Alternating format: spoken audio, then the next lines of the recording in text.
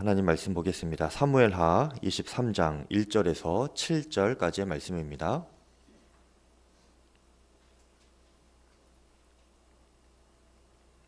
사무엘하 23장 1절에서 7절까지의 말씀입니다.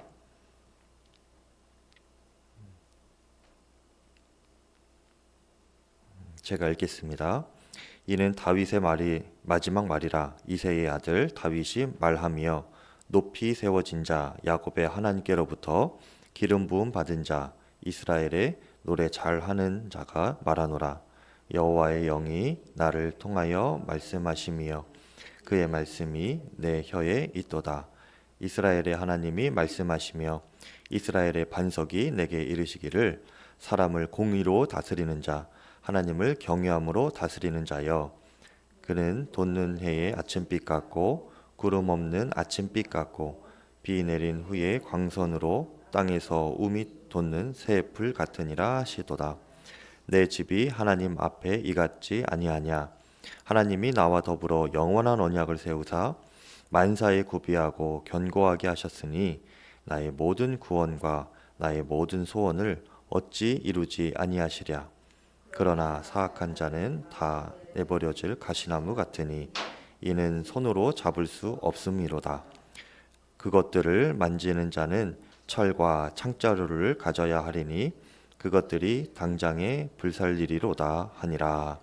아멘. 자, 하나님의 말씀입니다.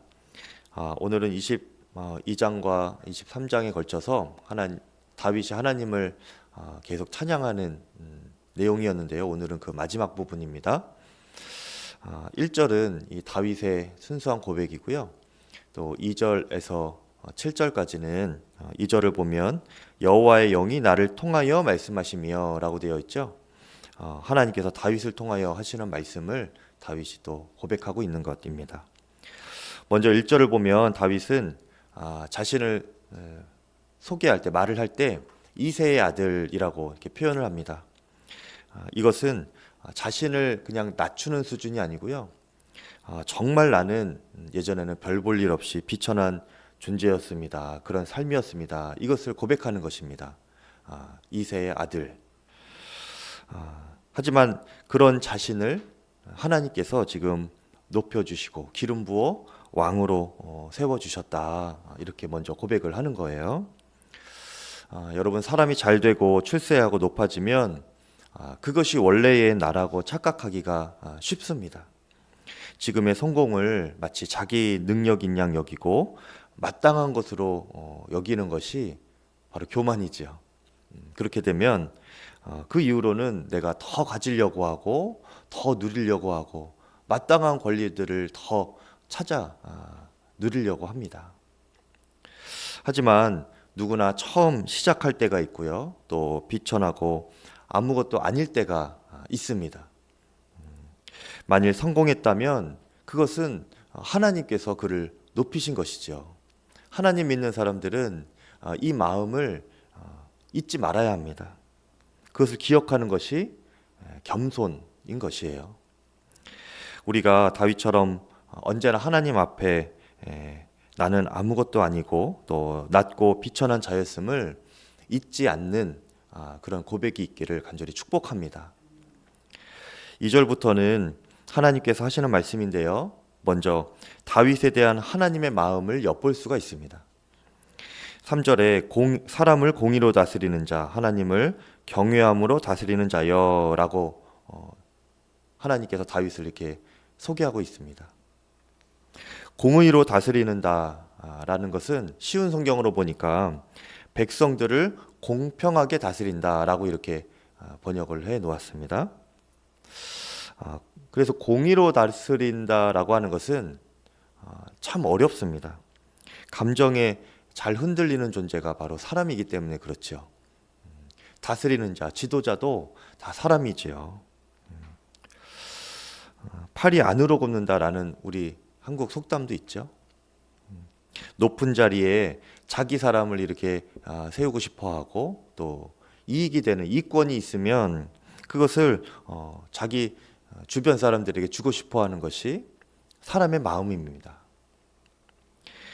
사람이 리더에게 실망하고 또 상처받는 것은 대부분 일이 힘들고 막 고되고 많아서가 아니라 내가 차별받는다고 생각이 들 때입니다. 공평하게 대우받지 못한다고 생각할 때 그 리더자에게 실망하고 원망이 나오고 또 불평을 하게 되는 것이죠. 그래서 이 공의로 다스린다, 공평하게 다스린다라고 하는 것은 리더에게 있어서 굉장히 필수적인 덕목이기도 합니다. 그런데 다윗은 그런 공의로 공평하게 다스릴 수 있었다라고 하나님께서 지금 평가하고 계시는 거예요. 어떻게 이 다윗이 그렇게 공평하게 다스릴 수 있었을까요? 그것은 하나님을 경외했기 때문입니다. 공의로 다스리는 자여, 또 하나님을 경외함으로 다스리는 자여.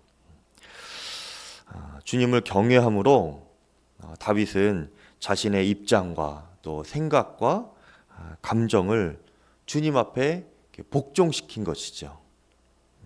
주님을 두려워하는 마음으로 주님의 뜻에 합당한 결정과 판단으로 그렇게 다스렸던 것입니다. 그리고 그것이 이 다윗을 사람들로 하여금 존경받는 왕이 되게 했던 것이고요. 하나님께 인정받는 종이 될 수 있게 한 것입니다. 이스라엘 역사가들은 그 이스라엘의 왕들을 이렇게 평가를 할 때 그 기준이 그래서 다윗 왕이라고 합니다. 그리고 하나님께서는 다윗을 최종적으로 평가할 때 어떻게 말씀하셨죠? 하나님의 마음에 합한 자다. 이렇게 다윗을 평가했습니다. 우리 안에 하나님을 경외함이 무엇인지 깊이 깨닫는 은혜가 있기를 바랍니다. 어떻게 내가 하나님을 경외하는지 알 수 있을까요? 내가 무엇의 지배를 받고 있는가, 이것을 곰곰이 보면 됩니다. 내가 지금 나에게 지배를 받고 있는가, 하나님에게 지배를 받고 있는가, 여러분 한번 곰곰이 생각해 보세요. 그래서 여러분의 생각과 계획과 또 심지어는 감정까지도 하나님께 다스림 받기를 바랍니다. 하나님을 경외함으로 나의 마음과 생각과 감정까지 주님의 다스림을 받는 거예요. 주님을 경외함으로 주님께 복종하는 것이죠. 그래서 공의로 다스리는 여러분이 되시기를 바라고요. 여러분 주변에 여러분에게 불평하는 사람이 없고 원망하는 사람이 없기를 바랍니다. 특별히 우리가 다스림의 영역이 우리 자녀들에게 있죠. 자녀들이 우리 부모님들에게 원망과 불평이 없기를 바라는데요. 자녀들을 여러분 공평하게 대하실 수 있기를 바랍니다. 참 어렵죠. 그런데 자녀에게도 치우치는 것이 사람의 연약함입니다. 비결은 뭐라고 그랬죠? 하나님을 경외하는 것입니다. 공평하게 나를 대하시는 하나님을 닮아서 또 하나님의 그 성품에 의지하여서 또 주님께 복종하는 마음으로 자녀들을 대할 때에 공평하게 대하는 우리 자신이 되실 수 있기를 바랍니다. 반면에 하나님을 경외함 없이 또 하나님을 대적하면서 자기 멋대로 또 자기 옳은 대로 살아가는 자들이 있어요. 그것이 오늘 다윗의 고백과 찬양 가운데 마지막에 나오는데요. 성경에서는 사악한 자라고 표현을 합니다. 이 원어적인 뜻은 무익한 자, 쓸모없는 자라는 뜻이에요. 6절에 보면 그런 사람들의 특징이 두 가지가 나오는데 하나는 가시나무처럼 쓸모없어서 버려질 존재들이라는 것이고요.